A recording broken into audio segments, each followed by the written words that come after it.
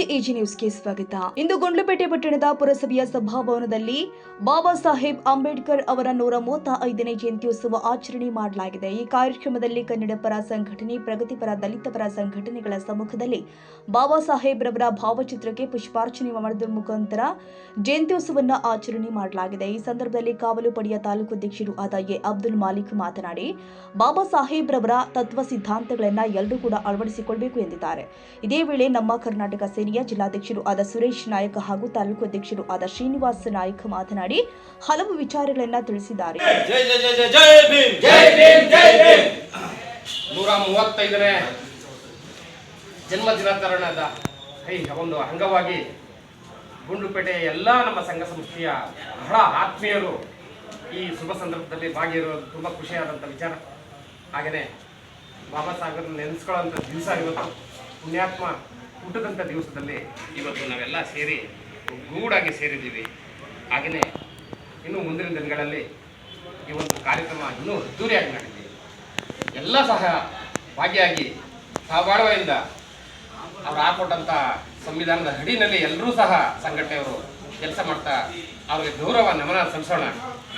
ಹಾಗೆಯೇ ಇಡೀ ರಾಜ್ಯಾದ್ಯಂತ ಇವತ್ತು ಸಾಮಾಜಿಕ ಜಾಲತಾಣದ ರಾಜು ಅವರು ಈ ಜನ್ಮ ದಿನಾಚರಣೆಯ ಅಂಗವಾಗಿ ಸಾಮಾಜಿಕ ಜಾಲತಾಣದಲ್ಲಿ ತುಂಬ ಅದ್ದೂರಿಯಾಗಿ ಈ ಒಂದು ಕಾರ್ಯಕ್ರಮನ ರೂಪುಗೊಳಿಸಲಿ ಅಂತ ರಾಜು ಅವ್ರಿಗೂ ಸಹ ಇವತ್ತು ನಾವು ಶುಭ ಕೋರೋಣ. ಎಲ್ಲರಿಗೂ ನಮಸ್ಕಾರ. ಈಗಿನ ಮಹತ್ವದ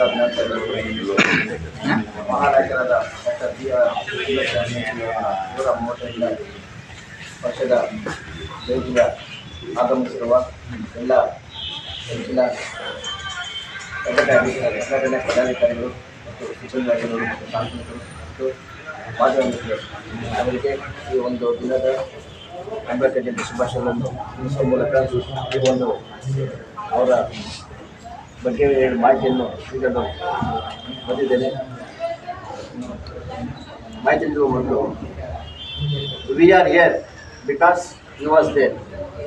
ನಾವು ಇಲ್ಲಿದ್ದೀವಿ ಅಂದ್ಬಿಟ್ಟು ಇಲ್ಲಿ ವಿದ್ಯುತ್ ಕಾರಣ ಅವರು ಇದ್ರು ಅಂದ್ಬಿಟ್ಟು ಒಂದು ವಾಕ್ಯನ ಇದು. ಸೊ ಡಾಕ್ಟರ್ BR ಅಂಬೇಡ್ಕರ್ ಅವರ ವಿವರವಾದ ಮಾಹಿತಿ.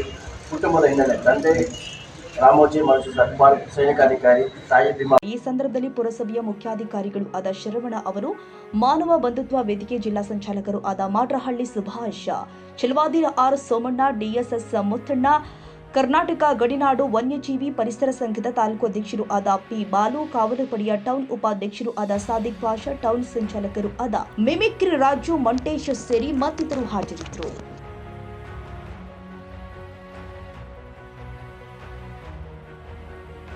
ಕನ್ನಡಿಗರ ಮೆಚ್ಚಿನ ನಿಮ್ಮ AJ 24/7 ನ್ಯೂಸ್ ಕನ್ನಡ ವಾಹಿನಿ ಇದೀಗ ಟಿವಿಯಲ್ಲಿ ಲಭ್ಯ. ವೇಳೆ ನೋಟಿಸ್ ಕೊಟ್ಟಿದ್ರೆ ವಾಪಸ್ ತಗೋತೀವಿ. ಇವತ್ತು ವಕ್ಫ್ ಪ್ರಾಪರ್ಟಿ ಅಂತೇಳಿ ಬರ್ತದೆ ಅಂತ ಹೇಳಿದ್ರೆ ರೈತರು ಬೀದಿಗೆ ಬಂದ್ರೆ ಏನ್ ಮಾಡ್ಬೇಕಾಗತ್ತೆ? ಯಾರು ವೋಟ್ ಹಾಕಿಲ್ಲ ಅಂದ್ರೆ ಗ್ಯಾರಂಟಿನೆಲ್ಲ ಸ್ಟಾಪ್ ಮಾಡ್ಬಿಡ್ತೀವಿ.